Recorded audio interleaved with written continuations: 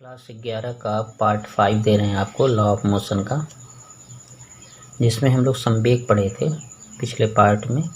उसी के आपके आंकिक प्रश्न हमने दिया है कुछ, उसके बाद दूसरा देते हैं।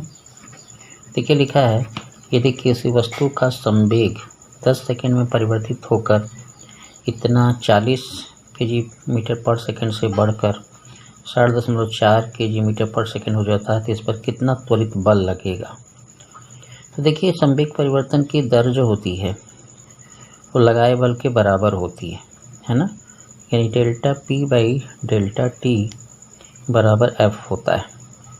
ठीक है, इसी पे हम ले लेंगे तो P2 माइनस P1 बटे डेल्टा T। P1 का मान आपका ये रहेगा, ठीक है, और P2 का मान आपका ये रहेगा, और समय आपका कितना लगा ये। ठीक है, तो P2 हो जाएगा हमारा 60.4 माइनस 40 बटे 10। इसको हल करेंगे हम तो हमारा आएगा 20.4 बटे 10, यानी F बराबर हमारा हो जाएगा, भाग दे देंगे तो 2.04 न्यूटन। ये आपके सवाल हो जाएंगे। दूसरे में अगर हम देखते हैं एक और सवाल में, तो किसी दो वस्तुएं जिसका संवेग बराबर है, संवेग बराबर मतलब दो वस्तु हैं तो उनके संवेग ऐसे P1 P2 बराबर हो जाएंगे। तो दो वस्तुएं जिसका संवेग बराबर है आपका, तो अगर हम इसका संवेग बराबर करेंगे तो m1 v1 बराबर m2 v2 करेंगे। ठीक है, अब देखिए ये m1 10 kg है, m1 का मान 10 kg है, m2 का मान 5 kg है। ठीक, और पहले वस्तु का वेग यानी v1 जो आपका है वो 10.4 मीटर/सेकंड है, और दूसरे का वेग वो पूछ रहा है, दूसरे का वेग। ठीक है, ये आपके मान आपको दिए गए हैं। तो अब यहाँ पे अगर हम लगाते हैं तो m1 का मान हो जाएगा 10, v1 हो जाएगा 10.4, m2 हो जाएगा 5, और ये v2 का मान आपको निकालना है। तो v2 बराबर क्या हो जाएगा, 10 गुणे 10.4 बटे 5, 5 दूना 10 हो जाएगा, यहाँ हो जाएगा 20.8, यानी v2 बराबर हो जाएगा हमारा 20.8 मीटर/सेकंड। क्लियर हो गया। अब इसको देखिए जरा, इसमें क्या दिया गया है, एक वस्तु जिसका द्रव्यमान 5 kg है, यानी m बराबर आपका हो गया 5 kg।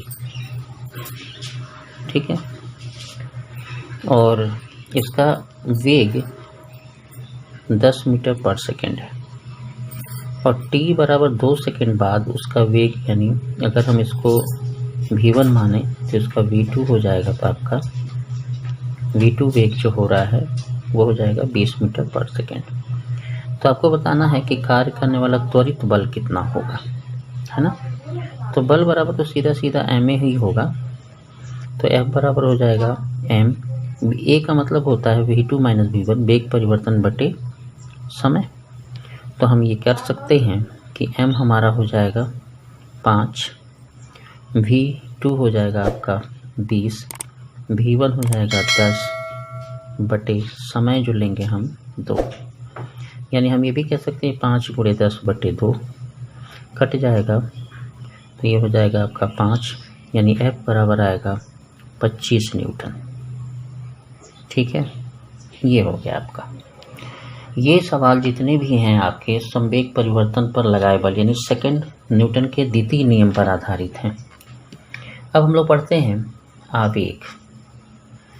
आवेग को कैसे फ्लो कराते हैं, यदि कोई बल किसी वस्तु पर कम समय के लिए काम करे, आवेग में हमेशा समय का मान बहुत कम होता है, तो बहुत कम समय के लिए अगर कार्य करे, ठीक है, तो बल तथा समय के गुणनफल को बल का आवेग कहते हैं, इसे I से शो करते हैं।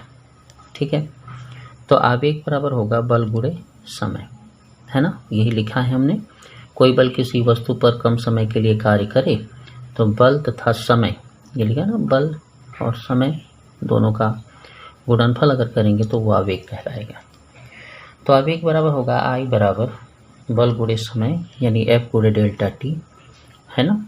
ये आई बराबर सदिश रूप में इस रूप में लिखेंगे। तो आवेग का मात्रक होगा न्यूटन सेकेंड या केजी मीटर पर सेकेंड। इस आवेग की विमा होगी m/-1, राशि है सदिश। एक थ्योरी ये बहुत पूछी जाती है कि बल का आवेग, बल आवेग, है ना, या आवेग कह लीजिए, केवल आवेग तथा संवेग परिवर्तन में संबंध। जैसे देखिए कि हमने दिखाया है एक वस्तु है m द्रव्यमान की ए स्थिति में है, इस पर जब F बल लगाते हैं तो उसका वेग डेल्टा भी परिवर्तित होता है डेल्टा टी समय में, तो वो स्थिति B में पहुंच जाती है। तो माना एक वस्तु है M, इस पर एक बल F कार्य करता है जिससे उसका वेग डेल्टा टी समय में डेल्टा भी परिवर्तित हो जाता है। तो आवेग बराबर क्या होता है, बल गुणे समयांतर, तो बल गुणे डेल्टा टी, ये आवेग हो गया। और वस्तु पर जो बल लगेगा F बराबर ma लगेगा, यानी F बराबर m delta v by delta T. अगर हम F का मान, इस F का मान उठा करके अगर हम यहाँ रख दें इस वाले में, तो आपको मिलेगा I बराबर, ये F का मान यहाँ रख रहे हैं हम लोग, तो m delta v by delta T into delta T, ये कैंसिल हो गया। तो m बराबर डेल्टा v बाई m गुणे डेल्टा v।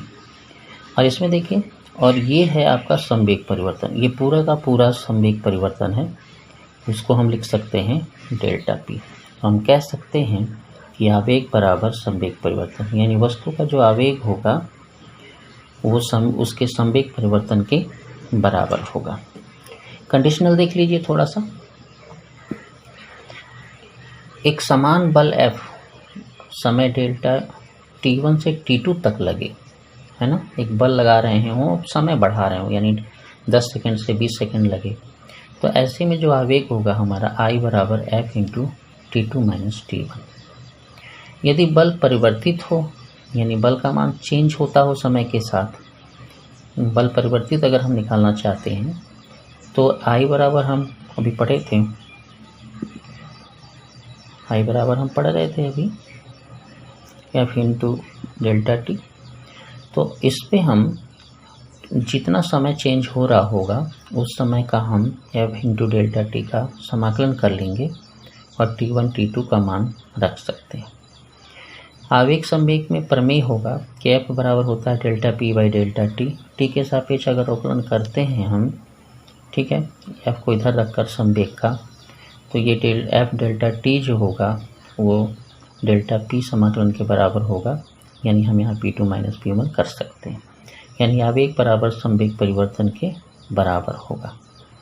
ठीक है, एक और चीज़ भी हम देख सकते हैं एग्जाम्पल में कि क्रिकेट खिलाड़ी गेंद को पकड़ते समय हाथ को पीछे खींचता है। देखिए, क्रिकेट खिलाड़ी अगर हाथ को पीछे नहीं खींचेगा तो उसका संवेग परिवर्तन जो होगा एकाएक शून्य हो जाएगा, जिससे बल का प्रभाव क्या हो जाएगा, बड़ा हो जाएगा, अधिक हो जाएगा। इसीलिए खिलाड़ी क्या करता है कि जैसे ही बॉल उसके हाथ में आती है वो उसी वेग से इसको खींचता जाता है और खींच के कम पर लाता है, जिसके कारण उसका वेग एकाएक जीरो नहीं होता, जिससे कि बल हाथ पे कम लगता है।